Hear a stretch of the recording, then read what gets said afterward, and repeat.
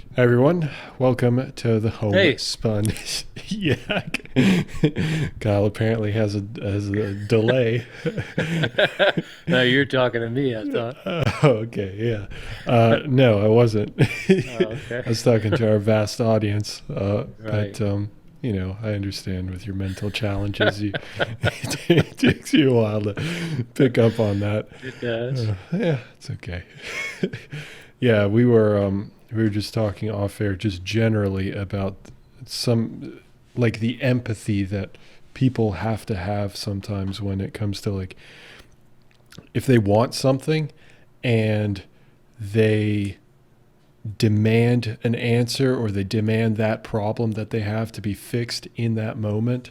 Um, I was just thinking like off air when Kyle was talking to me about his situation, which I don't want to go into any detail with that, just because I don't know about how comfortable you are with that. But I was thinking like I've never been in a situation like even in my most stressed like the most stressful situations, I've never demanded that a person drop whatever they were doing and attend to what I had going on.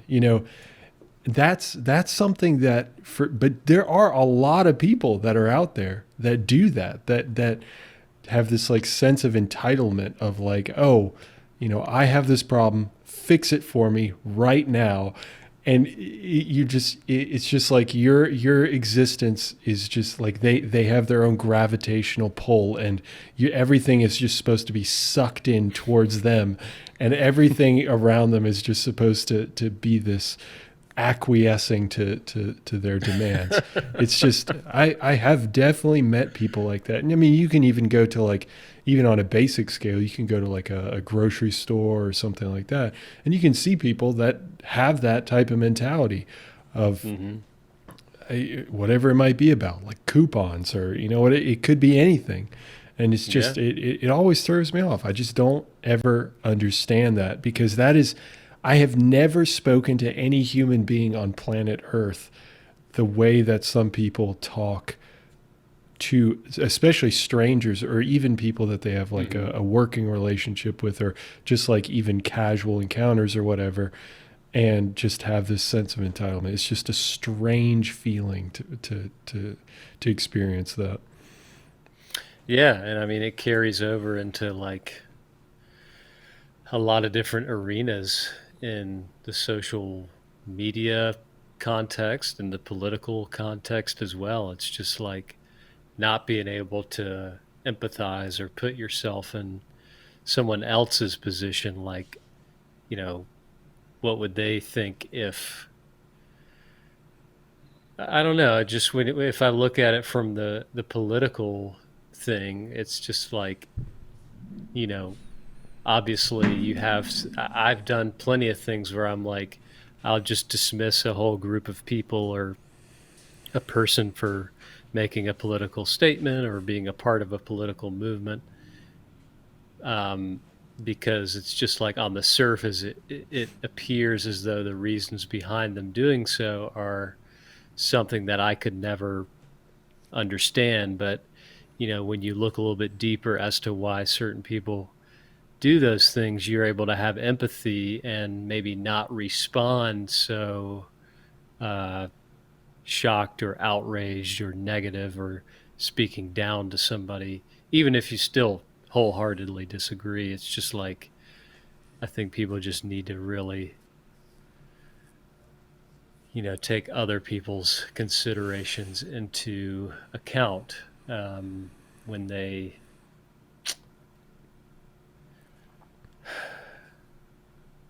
I don't know, when they deal with just anybody. Like you said, it could be people it could be people uh, like you don't know at all. So it seems very easy, but the amount of people who lack it are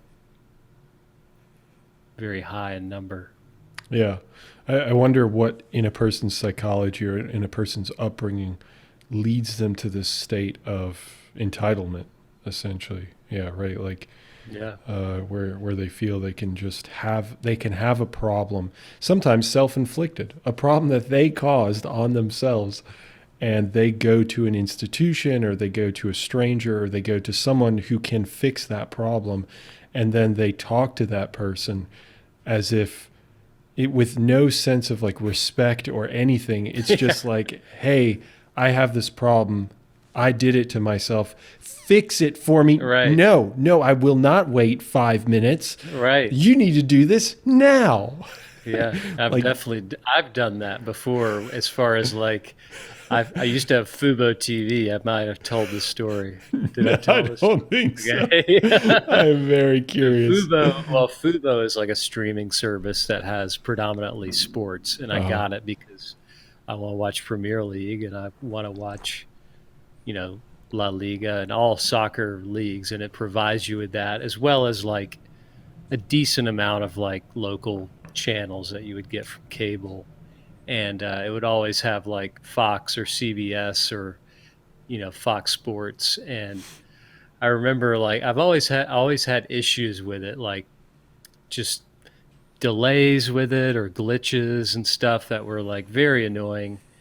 And then finally it was like it was state UNC football game, and like I just turned it on, and like it was like all right, like I don't have anything going on, like let's just wind down and watch this, because it was like a night game, and it was like immediately just it like started playing, and then it was like, this program isn't available in your area. And I'm like, I'm in the area of the game, like I am literally miles away from this game, so that's not the issue at all. And I gave it a little bit of time and like restarted everything. Nothing. And I called the person, and I was already super mad. And they're just like customer service. They can't, they're like, they can't tell you like, oh, I'm looking at your box now, and it's just this issue, and let me fix it for you, like wirelessly. Yeah. And I was like, you know what? My team's playing right now. Oh man. I was like, my team's playing right now. I've had issues with you guys in the past, and if this can't be resolved, actually, in fact, I'm actually going to be done with your service as of tonight. As of this minute, I'm done. I've had enough. Yeah, and I was like, if I can't watch my game, what's the point? And they're like, oh no, like they're they're like, we're very sorry, sir. They're on the other line. No. Yeah. Oh no. Like, I'm really sorry to hear that. But like deep down, they're probably just like, I'm no control over this dude. Dickhead. Yeah. So I've definitely been that guy before, but they're like, you know what we're gonna do is we're gonna give you 10% off your next bill, and hopefully that'll keep you. And I was like, I mean, that's better. That's a good start. And I ended up keeping them for an extra month, and then I got rid of them because it was just like, it is just like second rate. But either way, like that person had no power over the effectiveness of the program at the time. Like they were not ESPN, they weren't my internet provider, whatever the problem actually was. Yeah. They were just the in-between person. And it's a shame that so much stuff falls on people like that when they're just trying to really just do their job and move it to the next person. But yeah, so I can get in that frame of mind for sure when it's like, it feels like the world is against you. You just want to scream, but at the same time, it's like, it's nobody's fault, really. So people need to do a better job of understanding that, they may love something or they may hate something, but that doesn't mean everybody else loves or hates at the same level as you do. Mm-hmm. So you just need to do a little bit of a better job of, thinking, what they might feel before you attack them, or, you know, whatever it may be in any arena. So, and it Yeah. includes myself. Yeah. Yeah, it's interesting actually. That kind of raises the point for me. I'm actually going through a book right now called "No More Mr. Nice Guy." By Have you ever heard of it? No, It's I've heard the song, but not the book. yeah. So it's by Dr. Donald Glover, I think. The And rapper? no, no, Okay. not the rapper. I was confused by it too the first time. I was like, wait a second. This dude a doctor and an Yeah, author as well? yeah, exactly. No, it's a older white gentleman, like 67 years old or something like that. But he released this book called "No More Mr. Nice Guy," and he talks within. I've only gotten through the first like 2 chapters or so, but he discusses how specifically men, but I imagine this is true for anyone, that a lot of people have the nice guy syndrome, where they kind of acquiesce to It's almost like they're over empathetic, like kind of the flip of the scenario that you gave, where the Yeah. person would just say, "I'm sorry for bothering you. Yeah, oh, that would be great. Thank you so much. Thank you, thank you, thank you." Like constantly just uh, like raising the issue, but then immediately retreating, like really scared that they may have broached a topic when they may very well be in the complete right in that situation, and just kind of having, kind of fighting, kind of being in that moderate kind of center of not being a pushover, where Hmm. you do still, stand up for yourself, but you are also like empathetic to the situation, kind of like how you were describing it. So it's something that's Yeah, I think overall is really interesting in psychology. definitely. Trying to have a delicate balance in different scenarios where, you don't want to come across as like a guy that is going to bend over backwards, even if it affects him negatively in some situations. But you also don't want to be somebody who's just like, will never go out of your way to help somebody, even if it might not be in your best interest at the time. Hmm. So it's just, yeah, everything's about a balance, really. Yeah, yeah, it is. Uh, I tend to, I don't know where I'd fall exactly on that line. I think I used to be a lot more of that nice guy uh, More of a people syndrome, pleaser. people pleaser. Yeah, that's a good way to put it. And I think over the last, I think for me, I think we maybe talked about this way back when, but for me, a lot of things have changed in the last like 3 years or so, 3, 4 years. Yeah, I guess 3 years for me. Just like mentally, things have changed quite a bit in terms of like how I handle situations, how I see situations, things like that. I don't know about for you if you felt like you've had a period of time where things have really changed in terms of, yeah, like how you deal with a situation. Like, can you think of not necessarily a specific situation, but can you think of like how you would handle any kind of day to day interaction when you were like 20 years old, as opposed to like when you were, I don't know, whenever this time was, around like 29 or 30 or whatever it might Yeah. be.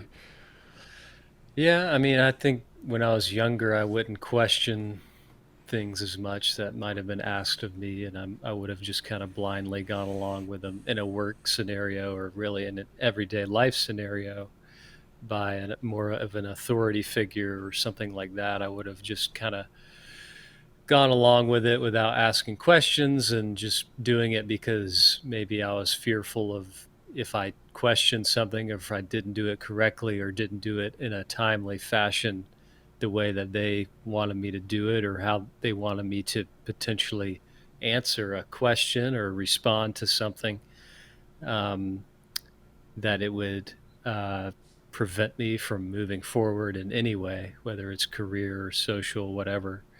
But I think the older you get, the more you hopefully realize that, you know, especially in your own life, you would hope that you would want to do things on your own terms for the most part. And you're not going to continue to do little things that you just don't want to do because, other people might want you to do them. Like, it's just being able to say no more, is something that is a big part of just growing up in general. I mean, I've definitely still am to a degree a people pleaser. But late, not well, past few years, like you, I mean, I've kind of just been like, if I don't want to do something, I'm just going to say I don't want to do it, and I don't have to give you an excuse as to why. I'm just going to say I don't want to do it because I don't feel like doing it, basically, or like it just doesn't interest me, or is not advantageous to me at all. I mean, there's also some times where, yeah, I'll go out of my way to do something, even if it's something that I don't want to do, but it's just kind of developing a fine line there and knowing when to utilize both scenarios more. Yeah, for sure, especially when it comes to things that you don't want to do. I think your point about not necessarily offering an explanation is a good one, because I think that's kind of like a progression, right? Like for some people, you have this like people pleasing aspect. That's kind of the first stage. Then they get, and I think the hardest is to move into the second stage, which is just saying no. But then usually people have to offer some sort of explanation. No, I can't because of this. They might stretch the truth just to to solidify their no, or maybe they'll say no and they it's for real, but they feel like they have to keep talking to say something. And other time, and then the third stage, I think, is just saying no, and yeah, and deal with it. Yeah, and it's. I'll tell you something actually. I had a scenario like this with my ex-girlfriend, where we went out for a walk, and in Baltimore, and there's a lot of homeless people here in Baltimore, and there's certainly some of them certainly do the drugs, and that's cool. Do what you got to do. But we went for this walk, and we were walking along the harbor, which is pretty nearby, and a homeless person approached us, and this woman started giving this like long story of, hey, I need some money because I'm not a drug addict. I don't know why. She just started talking about drug addiction and whatnot. Drugs, she was like, hey, I'm not that or whatever. Because she is that. I mean, obviously I'll never know for certain, but this person was like rail thin and like looked kind of sickly. And it just like it immediately gave me the vibe of like, yeah, this person is homeless and whatnot. And certainly like, I don't know, I'm caught in this mindset of like, well, I mean, on one hand, yeah, I'd love to help, but on the other hand, the way that I would want to help is not by giving money. It'd be by offering time or something along those lines, like finding something that's more directed at exactly that problem. But that's beside the point. The point is, this person went on talking for a few minutes about their situation, and my ex said that she didn't have her wallet, which she didn't. Cool, fine. That's obviously, if you don't have your wallet, you can't really help with the money situation. However, I did have my wallet, and the person then turned to me and just like waited for my answer, and I just said no. Yeah. That's it. That's all I said. I said no, nothing else. And that led to a significant argument. Simply because I said no. And I was thinking to myself, and I still feel this way, that I don't know where we got to the point where saying the word no was an assault on someone else's being. It's not. And I still feel that way. Like, certainly I could have said no. And then like, what am I supposed to come up with something in that moment? Am I supposed to see? That's kind of what we're talking about, right? Like this graduation from like, no, here's an excuse, or just saying no. And in that situation, I just wanted to say no. I didn't want to offer an excuse. I feel like if I had offered an excuse, I may have been lying to kind of blunt the situation to not make anybody feel bad, or B, I could have said, no, I don't think you're telling the truth. So in that situation, which was like distinctly what was going through my head, but in that situation, what am I supposed to do? Like, so I just said no. And I thought that was a perfectly normal response to a situation. I say no, in other situations as well. I just say no. And that's just the way it is. And I'm still kind of working my way through that mentality of just saying no, because it is kind of it's a very abrupt answer. It's just 2 letters, just no. And then from there, it's just silence. Most people then expect some sort of an explanation as to why you're saying what you're saying, which is no, but, or no because, or no whatever. And yeah, I mean, for at least in that situation and in other situations, yeah, I have felt a lot more comfortable just saying no. And I'm trying to shed myself of this guilt for saying something that's just, it's not offensive. Like, if a person gets offended by that, to be frank, I don't even give a shit. Like, because, like, look at the word. You have the audacity to come up to me and ask a stranger for money. I mean, I'll have the audacity to tell you to fuck off.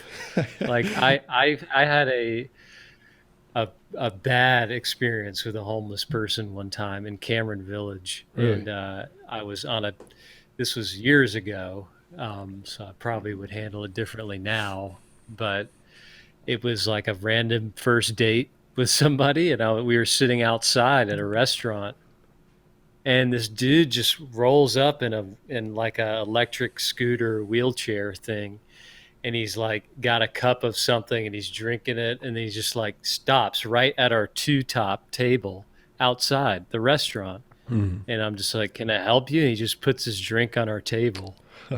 And he's like, yeah, man, like, if you can help me out, like, I'm just tired and I need some stuff. And I'm just like, I was like, can you see that we are eating here? This is a private interaction that we're having right now. And he would not get off the issue, and I made a scene. I'm talking about everybody out there was staring at me because I went absolutely nuts on this dude. And like, the staff came out, the manager, and they had to like basically threaten to call the police to get this guy like just off the property, because he was like kind of trying to yell back at me and stuff. And I mean, it got out of hand bad, and like they ended up paying for like our whole meal and everything, which it was not my intention, but it was also just like, hey, like, help me out, get this dude out of here. Like, this is not why I came to this place, to be harassed by somebody. Like, yeah, it was crazy. So I've never really had any good experiences dealing with homeless people at all. Not to say that I, can't have sympathy for homeless people, and that I'll never not, give a dollar or money to them, based on their situation. But it's just like, a lot of experience, like in Paris, I had bad experiences. Oh, good gracious. I mean, all about that too, but it's just like, I had to scream like no, like at these people, and just keep walking. Otherwise, and then I turn back and they've got 4 or 5 of the other people I'm with just roped into a conversation, or like, now you have to buy this bracelet I just put on your arm, or I remember that. Like that. Yeah. I remember they made the bracelet right there, so then they made you feel guilty for not paying for it. The moment they, like, because I didn't really understand what they were saying, even though I speak French, like they were just talking real fast, just like trying to make it seem like a really frantic exchange. And I understood they wanted money, but I was like, no. And then, and this is, I mean, man, this is like, I don't know how long ago. It was years and years ago at this point. So I was not in the frame that we're talking about. I was in the first frame, the first stage of like I'm uncomfortable. I may just like acquiesce just to get rid of this situation. And then you feel like dog shit, Kyle.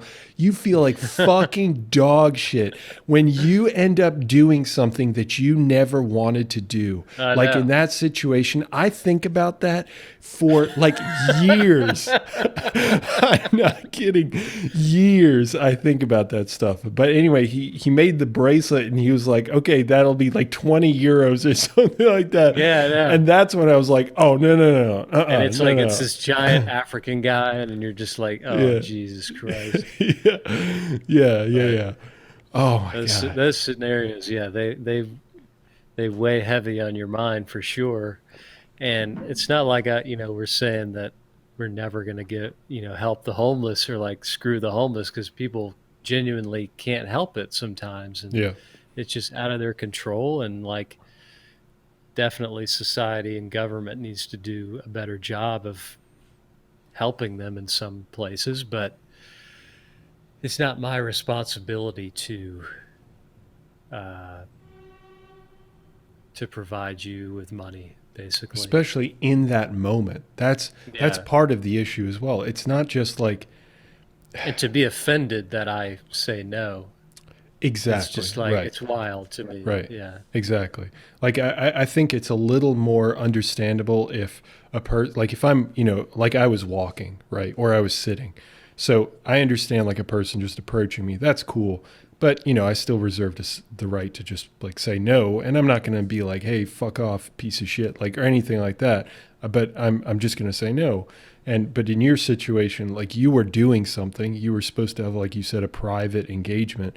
And then this person like just approaches you and just continues and continue. Ruined it for me, for the date, for everybody. He ruined it for everyone because I took it to the next level. I mean, I think about it a lot. The kind of stuff that I was saying was outrageous, but I meant every single word. And I still do. Oh God, that's too funny. But like, what's funny in that situation, especially, is it was a first date. I know. Oh yeah, it's the only date. Oh my God, because that puts you in such a hard position. Let's just talk about that just for a second. Like, just divorced of like specifically you, just in general. If you're let's say a guy in that situation and you're supposed to handle okay. How do I say this without offending like the equal rights or the understanding? Like, I understand that women and men are equally socially and whatnot, but I still think that there's this pervasive idea that men are just supposed to handle situations, especially when it comes to a situation that may escalate to a more aggressive situation. And in that particular type of scenario, like if you say like, hey, we're not interested, or no, or, like, hey, we're trying to enjoy a private time, please like leave us alone, whatever it might be. And the person continues to push, like in that situation, what do you do? You're on your first date. You're trying to handle this as coolly as possible. This person continues to push it, and like you're trying to make a good impression. Like you're fucked. Like this person is literally like in your head. This person is fucking you. Yeah. Oh yeah. It's like on a first date, everybody's trying to be like, who should I be for this? Like, I'm figuring this person out. Like, I'm going to be this guy for this minute and this guy for this minute. Oh, yeah. But then when that happens, it's like, I now know who this guy is. I know him 100%. And I don't want to be involved with this psychopath anymore. Because funny. Everybody was, some people were like, kind of just like, oh, I'm glad you said something to that guy. And like, I'm glad you did that. But some people were just like, whoa, like I will never not remember this situation when I come by this restaurant now. Because I just was like, I can't believe some shit I said. I really can't. But it gets great. So ingrained in your brain too. That's the thing. I still think about it a lot. Oh my God. I could but I think about it as like I could have done more. I could have I could have been more ruthless. I could have like said I was going to roll him off a bridge, or, like I wish I would have said that. Oh my God. This must have been a bad situation for you. Oh, yeah. good gracious. And then it's just like, he wheels away, and then you just kind of sit down like, so So where were we? so how's the pasta? So you're telling me about your job. So, oh, a nurse. It must be a challenging position. Yeah. You mentioned you had a dog. What's the breed? I'm fucking dying. Yeah. Oh, man. And they're just like, yeah, you don't need to pay. I was like, good. Oh yeah. Anyway, I mean, how do you recuperate from a date like that too? Like, well, I'll tell you, you don't.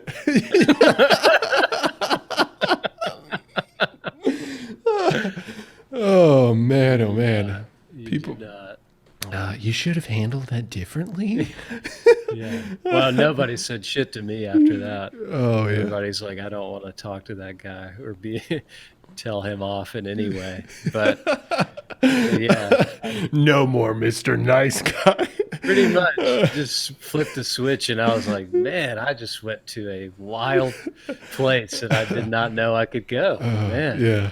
But like now as I'm older, like, I might still feel those things, but in a public situation, I would just recognize what's going on and not actually voice those things or like get as agitated because it's just like, yeah, I mean, I can still have a impact on diffusing this, but I can go about it a much better way. And that's another example of how I've changed from early 20s to, early 30s. Yeah. Yeah, it makes a huge difference. Time makes a huge difference in how you handle situations. Certain things kind of roll off your back that used to like eat away at you when you're younger.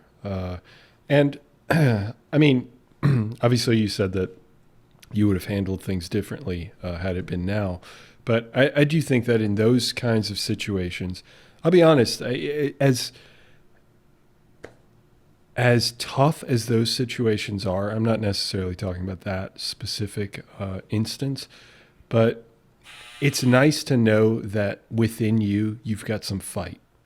Mm-hmm. Just in general. Yeah. Because I do think that the nice guy syndrome continues unless you start to show, because it kind of goes back to the psychology of what I was talking about after like the bracelet thing or whatever. Like if you end up constantly end up capitulating and saying yes, whatever, just to get out of the situation, afterwards, like you legitimately feel like shit because you just don't feel like you stood up for who you are in that situation.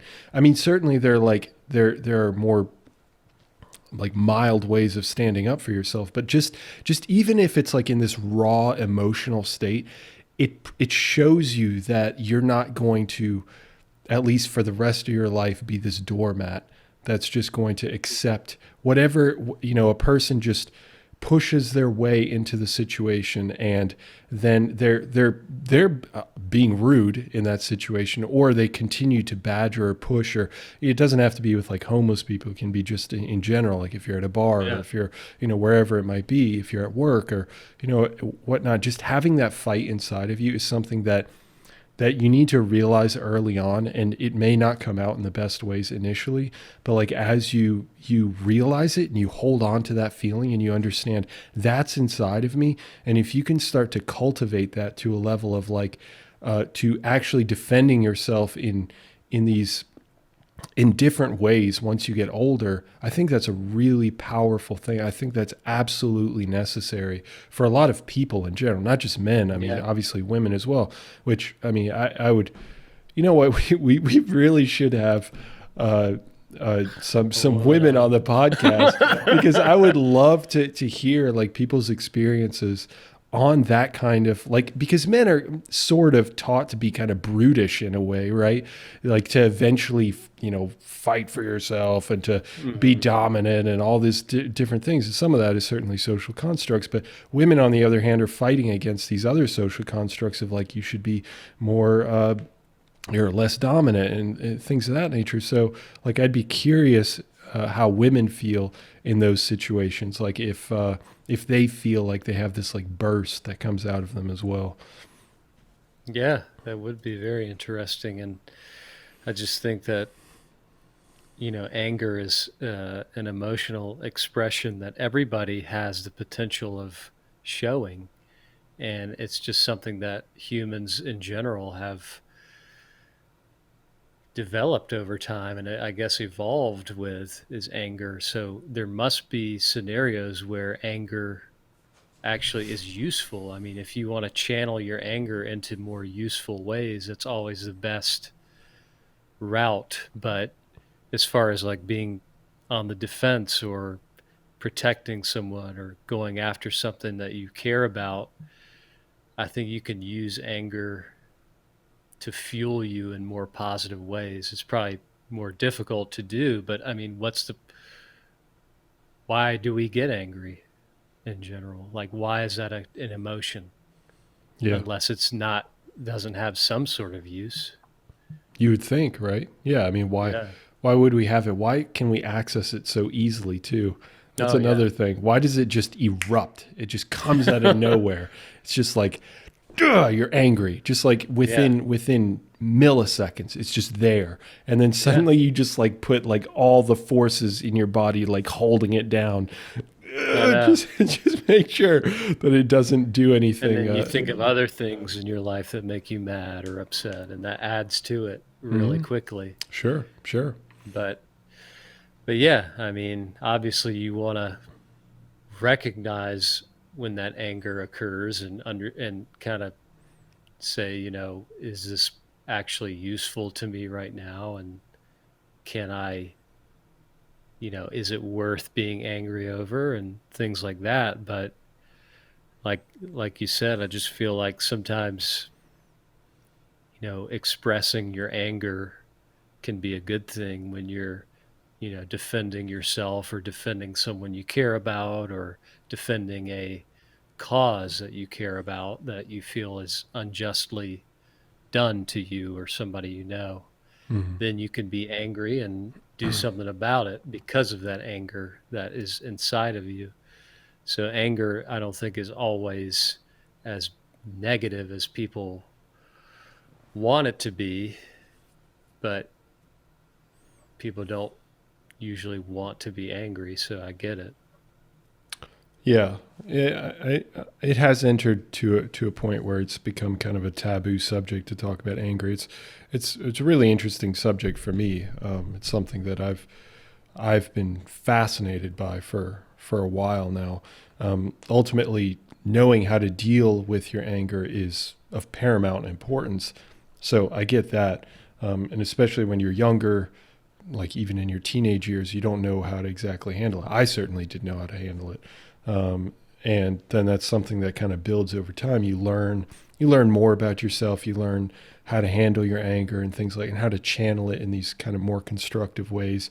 But harnessing that emotion, I do think that the level of defiance and the level of self identity and defense and like holding your ground for who you are is very much moored in anger. I think that Hmm. that electric feeling that it's fueled by is anger. And I think that if we constantly just always demonize anger as this negative emotion, I don't think that's a good way to go about it. I think we need to understand it and we need to express it in intelligent, effectual ways.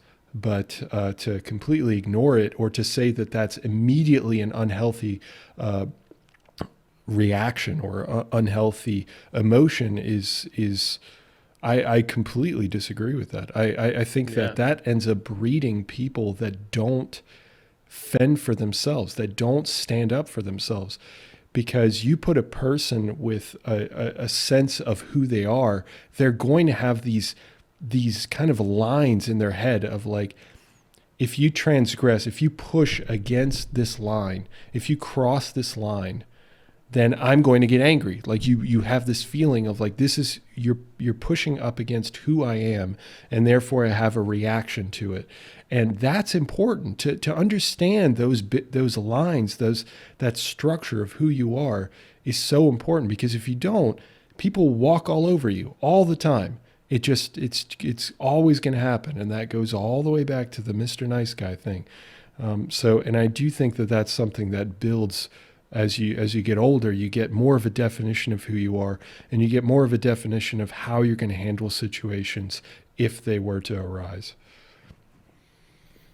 Yep, and in a lot of ways, anger can fuel you to uh, perform better physically or working out as well. Because, like I mentioned before, if I go on a long run, sometimes like angry situations that have never occurred in my life will pop into my head, and it will inspire me to like take it up a notch without me really even noticing. Like my performance will go up, and I just think about like knocking people out, or like just fighting people, or just the wildest stuff, just Mm-hmm. like a transgression someone has unjustly committed against an innocent party, and Mm-hmm. me just smashing them, or just somebody's dog off a leash, just me just blasting a dog, like Yeah. just wild stuff. But it's like it's better to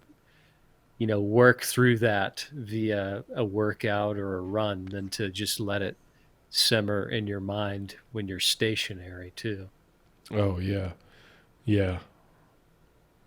Yeah. Especially when you're not being physically active, if you're not exhausting some of that energy that comes out of anger, Yeah, that can be tough. That can be, it's because it just, is, yeah, it is energy that you can use it is. in Yeah. either bad or good ways.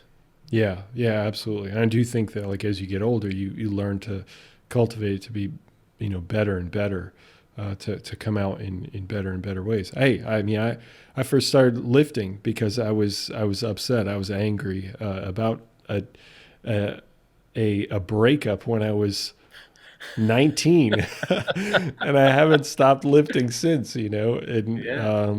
and I've set goals for myself based off of these emotions, not always anger, just sometimes just like, Hmm. well, I don't know. It's almost like the Michael Jordan syndrome.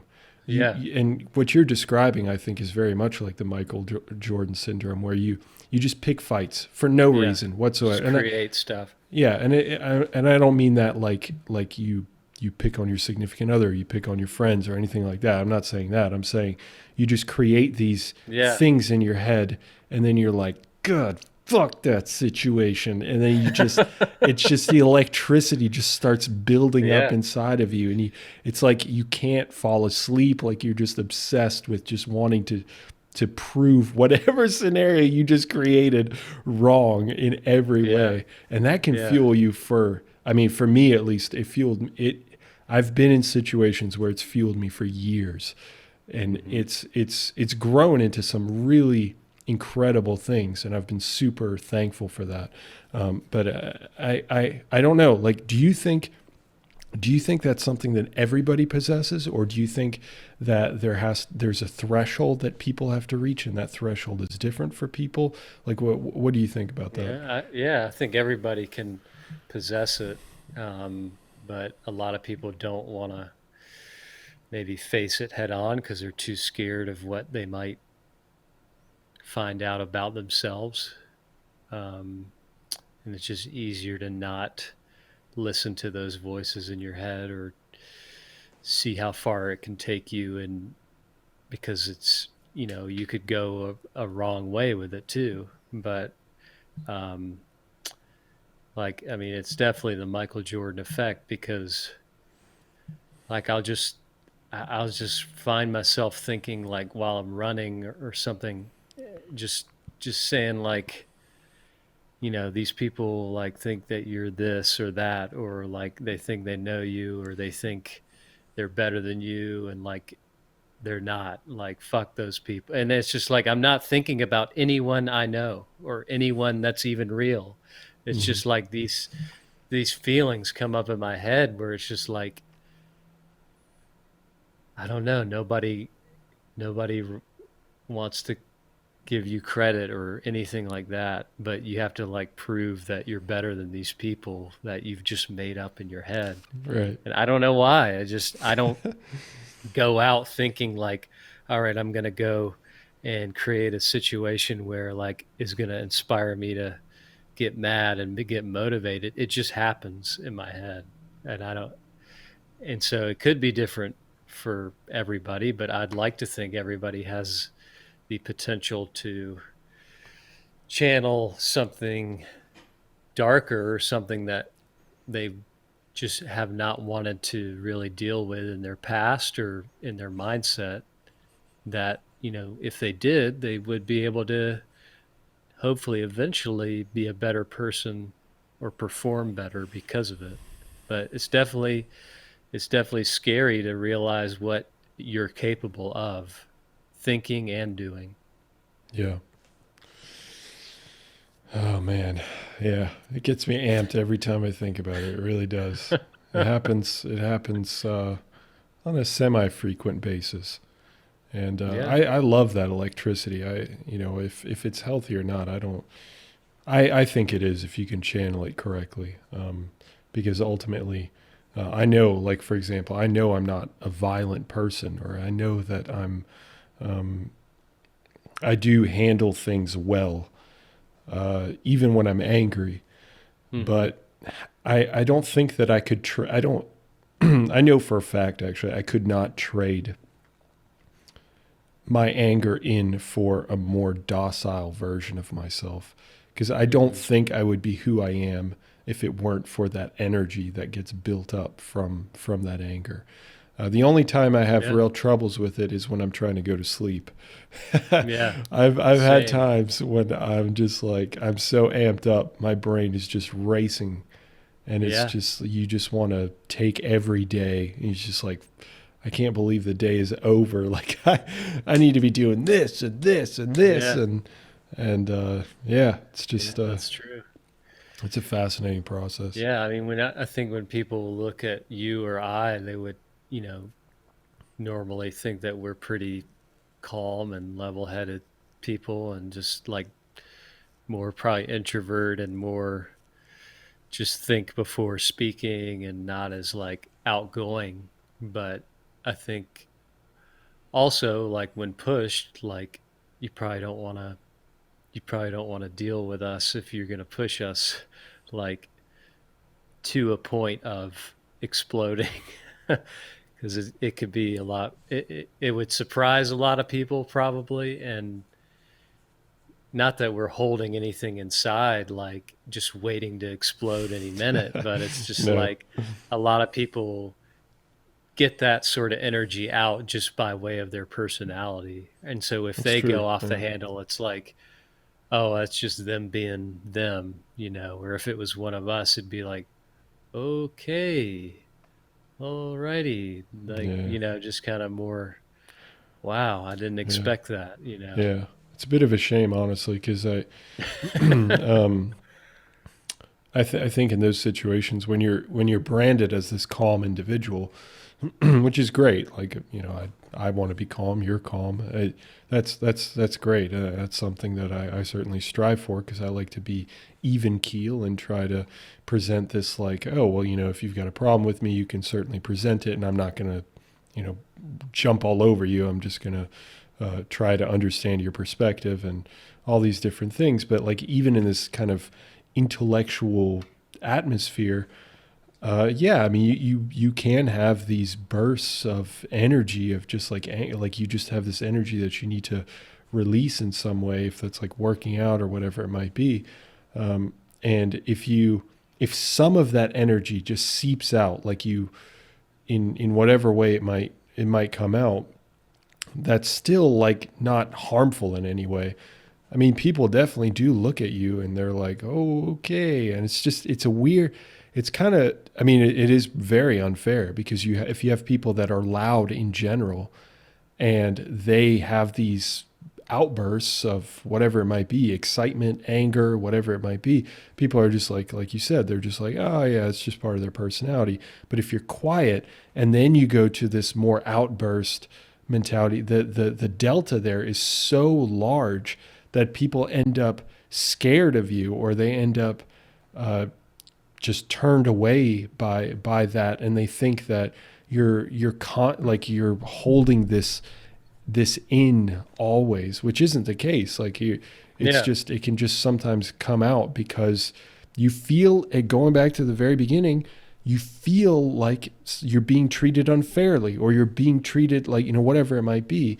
And I think that being calm and explaining yourself is one thing, but also being able to kind of put your foot down and be like, no, this is not okay. And I'm going to show you kind of by like just my tone of voice. It's not just going to be like, no, I disagree with you there. I don't, like that'll work up to a point if a person respects you, but eventually you get to a point where like a person's just continuously walking all over you or trying to, and you just have to you have to put your foot down, and in whatever context that might be. I mean, we're within the confines of what's acceptable, obviously, like not getting violent or anything like that. Some heads. Yeah, right. Yeah, it's just it's more of just like you're just overly expressing yourself, and people get so. At least for me, from my experience as a 6'6", 220-pound guy, I fill a room. People like run from me, and that obviously it doesn't feel great, but like I know that I can't express the fullest extent of my anger because I am a large human being, and to your point, when you're really calm, yeah, I don't think about that, but like if you know what, it might get to that point at some point soon. Oh yeah, it will. Yep. But it's a very complex subject, but it's something that people don't really talk about a lot, I feel like, or think through, why other people might be the way they are in certain situations. Yeah, for sure. I think if we just overall just understand anger, as long as it's not like violent, again, I have to keep saying that because we are talking about this topic. But I mean, if people are just expressing their anger, even if it's just like, I need to escape from this situation because I do need to express my anger.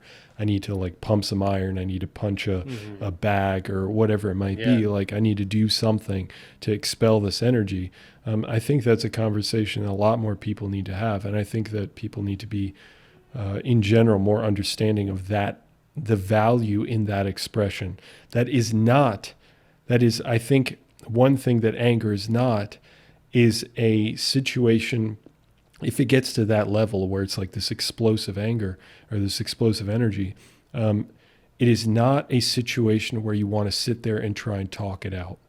That's out the window from that point on. That person needs to expel energy, and they want to do it, hopefully, if they're well adjusted, in a positive way, in that they go work out or they go run or they, whatever it might be.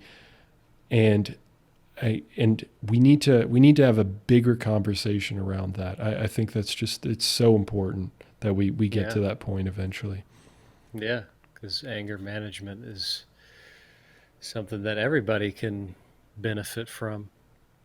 Yeah. And not everybody deals with it the same, and not everybody has the same interests. And, some people can meditate and that helps them a lot. Some people run, work out, some people just drive. I mean, it's just finding what works best for you, because you're never going to live a life without anger. So, well, you hope not. With it. That's the thing, right? Like you hope that you don't live a life without anger, and which is kind of the antithesis of how a lot of people live their lives. They do the exact opposite. They want to avoid anger at the most they possibly can, and I just don't think that's the right approach.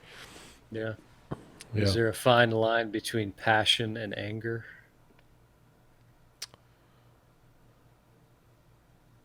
Or are they way different? I think they're pretty different. I mean I can be, for example, I could be really passionate about like what I'm doing or what I'm talking about. I can start talking quicker and quicker Yeah. if it's about science and I'm really getting excited. And you do feel a certain level of electricity and energy from that. But anger tends to be targeted at something, just like that is angering me, and I need to. And sometimes you Hmm. recognize that it's unfairly targeted, and you just need to go release that energy in some way. Um, yeah, yeah. I definitely think that they're different. I think that they have a somewhat similar energy point. Like the energetic value of each is Believing somewhat strongly in similar. something. Right. That's a great way to put it. Yes, you believe strongly about something, but I think anger. I think in every situation, passion is never going to hurt, as far as I can think off the top of my head. But I think anger, if it's improperly handled, can hurt. I mean, obviously, you hear about like domestic violence, you Hmm. hear about verbal abuse, you hear about sexual abuse. I mean, there's all kinds of different ways that it can manifest, that anger can manifest. And that's why I understand that people have this negative connotation that's attributed to anger, which I think is unfair. I think it's very much based on how a person handles it. But yeah, but I think passion isn't necessarily going to end up as a negative in most situations, at least that I can Yeah. think of. Because you can channel both, but with passion, it's usually channeling it in a long term, sort of focused and outlined strategic way. Yeah, yeah, I could definitely see that. But, well, some people definitely channeled their anger uh, last week when it comes to getting back against the 1%. So I Yeah, don't know if you're 100% like up to date on the story, or I'm pretty sure everybody knows all the details about it. The you were the talking about Reddit the group, stock market, Wall Street bets, GameStop, yeah, aka GameStock, yeah, the GameStop Games. situation. Yeah, I wanted to discuss that, even though I don't know a whole lot about it, to be honest with you. Hmm. Well, I went down a rabbit hole about it. Okay, I wrote many a note on this to try to understand what is going on okay, here with educate me. this. Um, so I guess really the beginning of January, there was a group on Reddit called Wall Street Bets, and this has grown to over 3 million subscribers on Reddit Jeez, I didn't know it was under that this. big. Yeah. And arguably bigger based on all the attraction they've been getting and just Right. people who aren't on Reddit following along. But um, I can't remember when. It might have been late last year, where Citadel Group, which is like a big financial hedge fund thing, and some other huge billionaire investors um, basically announced they're going to short sell the following stocks. I mean, GameStop being one of them, AMC being one of them, Bed Bath and Right. Beyond, Hmm. these big brick and mortar stores that have been absolutely decimated by the pandemic. Obviously, AMC, the movie theater, is a big one in that. Um, but these billionaire hedge fund people were like, we're going to short sell the following companies because we think they're just going to go down. Like eventually, they're just going to die. Um, and basically, what short selling is, if you're not familiar or people aren't familiar with it, is when someone uses a broker or a person who loans them a certain amount of stocks. So on a stock that they think is going to crash and burn, basically. So basically, let's say you bought 1,000 shares of a stock at $600 a share. So that's what 600,000 six $600 times 1,000 is 600,000, right? Right. Okay. I get in those. I get in those thought processes too. Jesus. So the value of what you've just borrowed right there is $600,000 in this company, whatever it might be, and these are your shares, 1,000 shares. You then sell those shares that you borrowed, so you have 600 grand, right? You still owe the guy that you borrowed those 1,000 shares. So you wait for this stock to crumble. So say it goes down to $100, and then you buy 100 shares, or say it goes to $1,000. You buy 100 shares yourself out of the 600 grand that you have.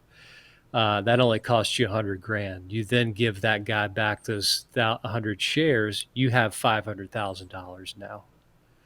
And so short selling has been a thing that's like super sketchy, that, hedge funds have always tried to pounce on. And Elon Musk even was like, this should be illegal. He's been a big guy because short sellers tried to do that to Tesla last year and ended up losing $40 billion because the stock went up.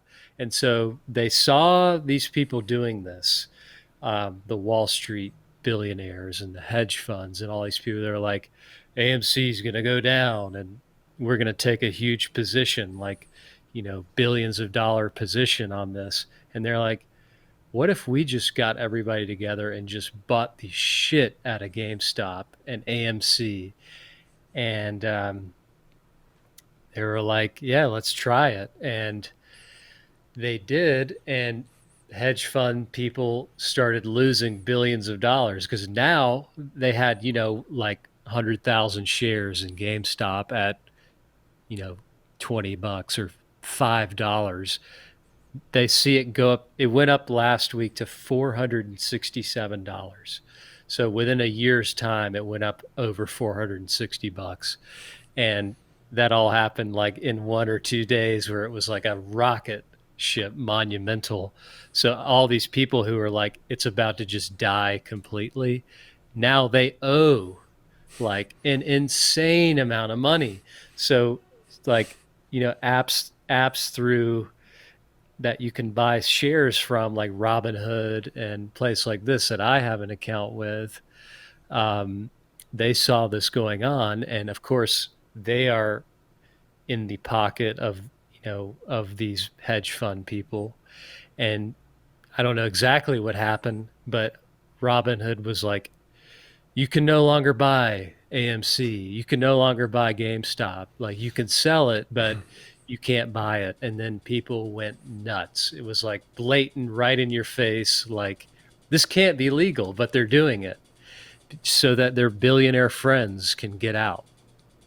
They can stop the bleeding, and they can stop it from keep going up by limiting people from what they can buy. And then the next day when people were outraged, they're like, yeah, well, you can buy 1 share if you want.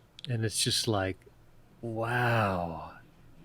So you guys can play this way forever. Mm-hmm. But the minute the common man tries to get in on it and finds a loophole, not even a loophole, this is just some shit that you can do.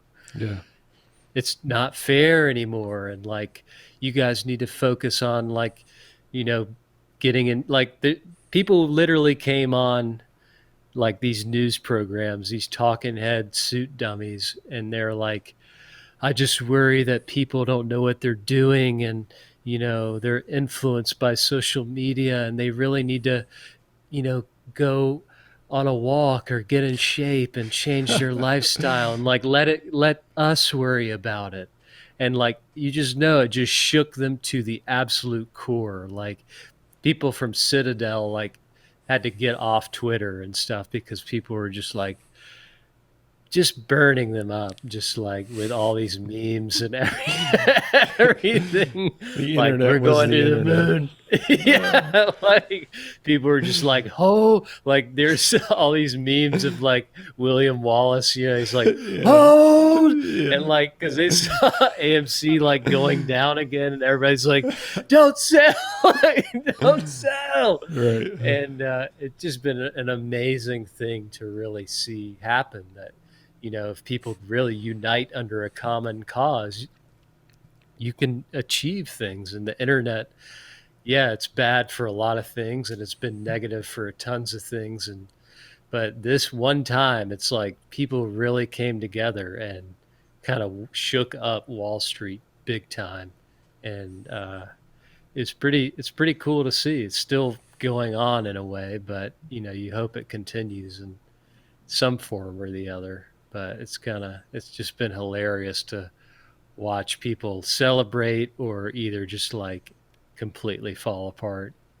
And especially these, mainstream people are just like, oh, like Jimmy Kimmel came on and he's like, wow, GameStop thing is kind of going out of control. It could be that even Russian bots are behind this, and just being an ultimate tool douchebag who's controlled by corporations. I mean, I've totally lost respect not only for all late night people, because 2020 just exposed them as just complete useless trash, but especially people like him and Stephen Colbert. I mean, they're just absolute wankers to the core. I cannot stand those people at all. They're just talking heads, just puppets for, a dying media, essentially, which is TV. Like, nobody cares, dude. Nobody cares. Yeah. Do you know if there's a time limit by which they have to pay back their lenders? That's a good question. I mean, Because that would be the nail in the coffin. That would be fantastic. I know. I mean, a lot Or of if people there's have interest or something like that, at the yeah, very least interest. and that's why people are just like, I have like 100 or I have like 1,000 shares in GameStop. It got to $467, and now it's kind of going down a little bit. And they're like, oh, I got really scared, guys, and like, I'm sorry to say, but I bought more. Like, it's like, That's so yeah. That's so And you're good. just like, oh man, people are like back, and some people are backing out, but that's why people want to keep holding on so that they can never just like, if there is a time limit, they want to get to that point. So people have to suffer and pay the penalty for trying to short sell these companies, which, you in any other world, like 10, 20 years ago, it would have worked amazingly for them in this kind of climate with the pandemic and everything. It would have been a brilliant move, and it's worked brilliantly before, because back in the early 90s, George Soros, have you heard that name? Mm-hmm. I think he owns NBC and like a bunch of shit. He's one of the richest people on the planet. But in the early 90s, he did a short sell on the British pound against like the Deutsche Mark at the time, and like the franc and all these other things. And nobody was like, and something happened where it crashed. And this dude made $1.5 billion in 1 month in like 93. And then he's like, yeah, I'm just the man now. And I'm going to buy like all these media outlets and stuff like that. Wow. But so sometimes it can really pay off, but when it does not, you are toast. You're done. And it's just been crazy to see like how this has happened. So I hope it can keep going. of course, I wasn't able to get in on any of the action really, but it's just been funny to see the reaction from the Robinhood CEO and what they've like emailed me several times, and everybody who has Robinhood, like, here's what, we take action and we want to explain to you why we did what we did when we stopped doing this with AMC. And it's just like stuff you don't even understand. Like, it's in English, but it's not English. Like, Yeah. it's just a bullshit excuse and nobody's buying it. And I think it's the one thing in my recent memory that both Democrats and Republicans are agreeing on is the fact that you cannot just stop people from investing money in the market when they want to do it. And you can't limit shares. You can't do this kind of shit. So they're going to go speak in front of Congress here shortly and hopefully pay the price. Yeah, isn't Robinhood's CEO Yeah. going to talk to the government? Yeah.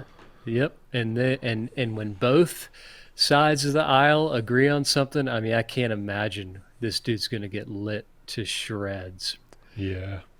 Which he deserves to be. I mean, really, all these people do. Like, Yeah.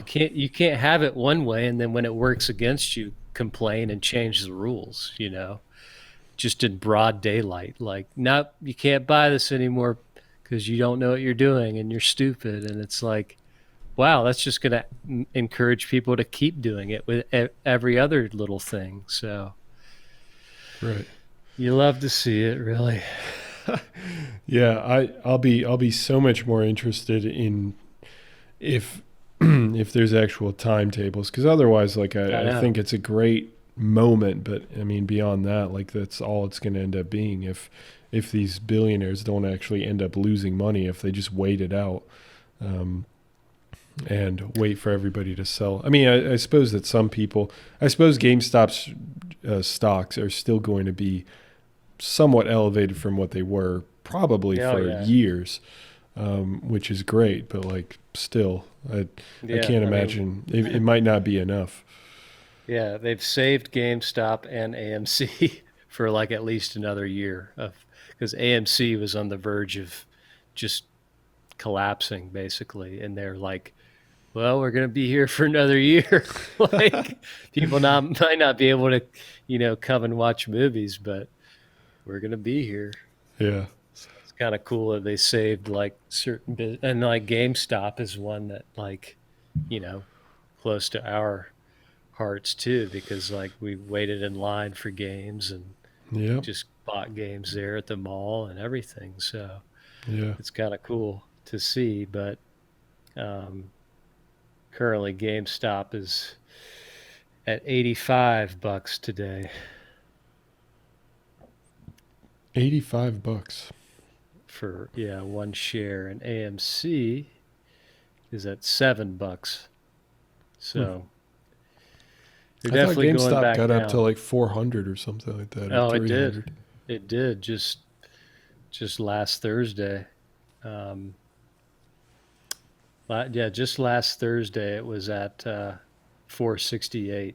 That was the peak. Yeah. now it's at 85, but like I said, a year ago it was at like $3. So it's definitely shaken up everything.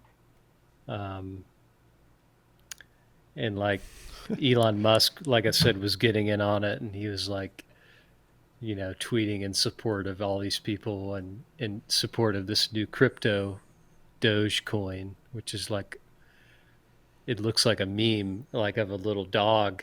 And, they're like, we're not selling until we go to the moon. Like, we're going to the moon with Doge, like everybody. And they're like, when do we know we're on the moon? Like, that's good. And one guy's like, when it hits $1, we're on the moon. Cause it's right now it's like 0.002 cents or like something crazy. Yeah. But they're like, hold till we're on the moon, basically, is what the meme is. 0.03 cents is Dogecoin right now. And basically a week ago it was 0.007 cents. So it's taken a huge spike even Oh within yeah, that short little huge. thing.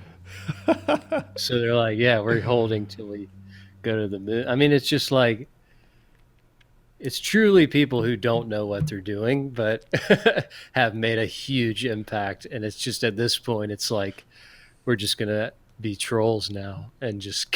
I love that about the internet. I really do. I know, while all these suits are just like dying, like, Yeah. no. Yeah. But Go that's the for a thing. It's walk. yeah. Like the guy was literally like about to cry, like, and people were just lighting him up as they should. And that's what happens in a free market. Like, you can't just change the rules and stop people from being able to buy what they want to buy on an open market. And that's what these people did. And hopefully they will pay for that. Hopefully. Yeah, yeah, hopefully. I wonder if they're going to end up changing the laws related to that just because of this. I mean, that would be an impact, right? I know. I mean, they might ban short selling, Right. which Yeah. which would be, I would guess, a good thing, because anybody can do it, but it's really only the people with that much capital, that much billions of dollars that you can invest quarterly that can actually make substantial amounts of money. It's not like I can short sell something and like make a fortune with the money I have.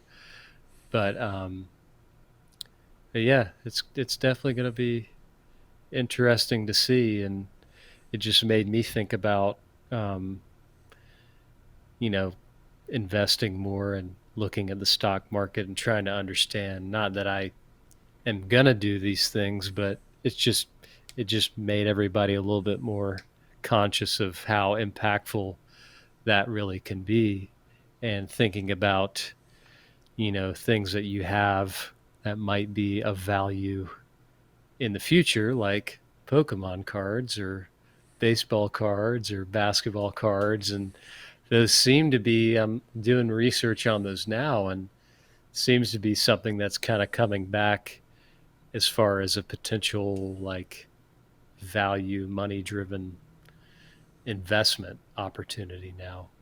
Hmm. Because there's multiple websites um, online where you can like get a sort of a vague appraisal of the cards that you have, Yeah. like what they're worth on the market right now, and those actually fluctuate wildly.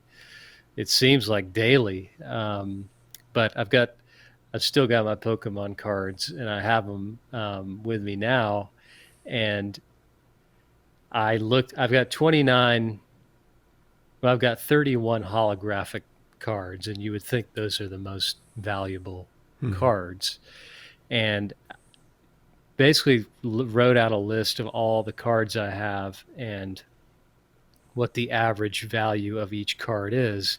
And it totaled up to around $1,500, which Damn. is pretty substantial. Oh yeah.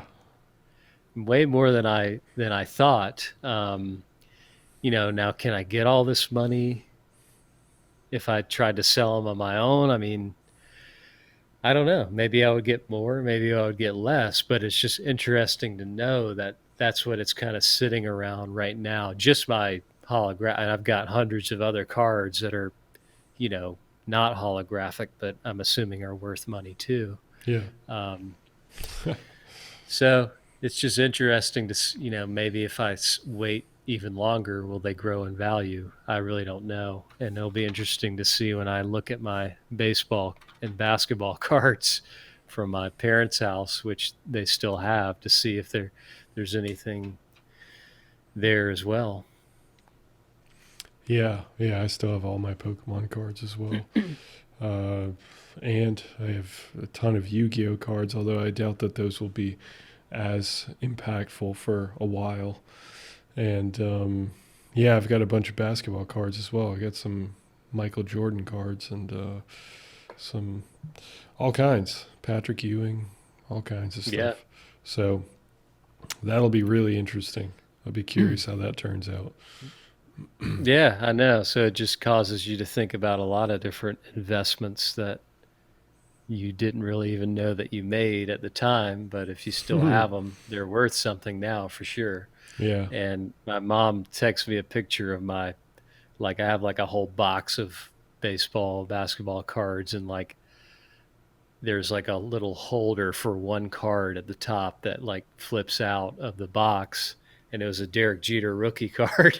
And I'm like, it's got to be worth something now, like especially if I can get him to sign it or something, Uh-huh. um, which I can do easily, but Easily, yeah. I Right. just call up DJ and he'll have it back to me in a week or two. Right. Yeah. Yeah. Yeah. Just on his schedule. Just yeah, I Yeah. understand that. That makes sense. Call him DJ. Oh But man. yeah, it's just kind of a wild week in the old stock market, and yeah, it's definitely dying down a little bit, which is it's just a shame to see. But I can't blame people for seeing GameStop plummet again, and then trying to get out as quickly as they can. Like Yeah.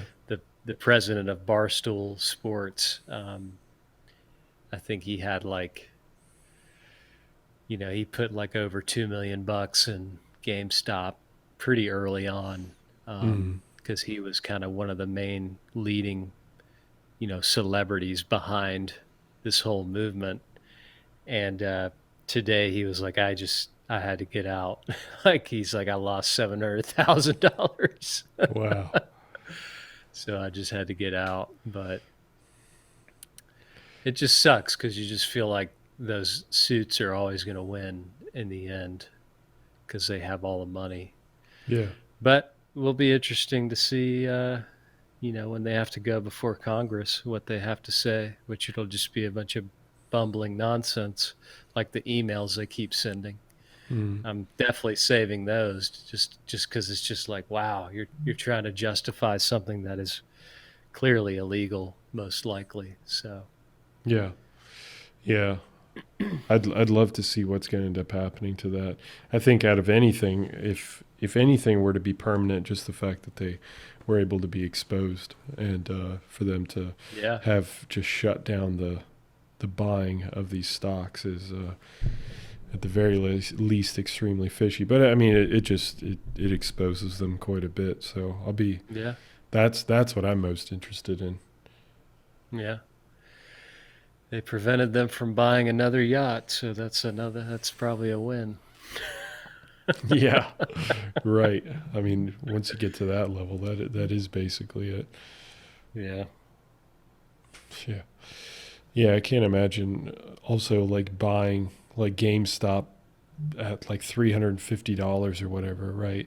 And then it just plummets. And let's say you bought like 100 shares or whatever. Like for you, that was a ton of money, and you just lost Yeah. a lot of it. Yeah, I mean, like if you're going to be investing it for this specific purpose of like inflating the price, you got to essentially just say, I'm kissing this money goodbye. This is all for the Right. cause. And that's what a lot of people have done, which is Yeah, very extremely noble, but I think there's been a ton of people also that have gotten out and made a ton of money too. sure. So they're Yeah, like, whatever, I'm just gonna jump on this train and get off when I want to get off. right. And then you've got other people that are like, hold the line, pussies. Yeah, like the Yeah, Reddit stuff is unbelievable, yeah, all the memes and whatnot. But yeah, it'll be interesting to see if something like that happens again. But you just feel like now that if that the hedge funds and billionaires are never gonna disclose, financial information to the public ever again, as far as like, here's what we feel, you know, is going to go down, and we're going to invest $2.5 billion in these, in these shares, and then we're going to flip it, when it pummels to nothing. Um, so it's just like they were controlling the game for so long, and now they probably won't be able to do that anymore. which is great. Yeah. Yeah, I hope it turns out for the best. Yep. Well, Sir Hatley, we've been at this for almost an hour and a half. Time to call it a day. Yep. It is time to call it a day. We had 2 massive topics, essentially, for this entire podcast, which is cool. I mean, that's great. Oh, yeah. I definitely appreciated it. We didn't expect to go off on that long of a thing, but it was good. No, clearly we had some built-up anger that we had to get out. Yeah, and I definitely loved learning about the GameStop thing. So I was kind of hazy on it, but your explanation makes a lot of sense to me. So yeah. I'm going to keep up with it for sure. I know, just as a last point, I know some of the kind of YouTubers that were actually sponsored by Robinhood, they dropped their sponsorships with Robinhood. Like they canceled their sponsorships with Robinhood because they were just so disgusted by what they had done. Definitely. People are moving their money to other investment areas because you can invest on the Cash App too. Yeah. But today the Cash App they sent an excuse out too for people trying to buy AMC. They're like, oh, this person's not letting us conduct trades for AMC today. It's out of our control. And it's just like, wow, it goes deep. And that's the part where I don't really understand is like, who's controlling this shit? Like who's really saying like, stop buying this. You're not allowed to buy this because you don't know what you're doing. Yeah. It's for your own good. Yeah, right. Yeah, for your own good. There's the attitude. There's a new app, I think it's called Public, if I remember correctly. The only reason why I remember this is I usually skip through the ads. But this particular person was sponsored by Robinhood. They specifically said, fuck Robinhood, and canceled their contract and then signed a new contract with a new stock buying application called Public, I'm pretty certain. So I'm assuming that they are not involved in the whole process. So they do allow people to buy at will. But so I don't know. Take that as you will. Yeah. Yeah. We'll see how it evolves. Yeah. Well, at any rate, thanks for tuning in, everyone. And we will catch you next time. Have a good one. See ya.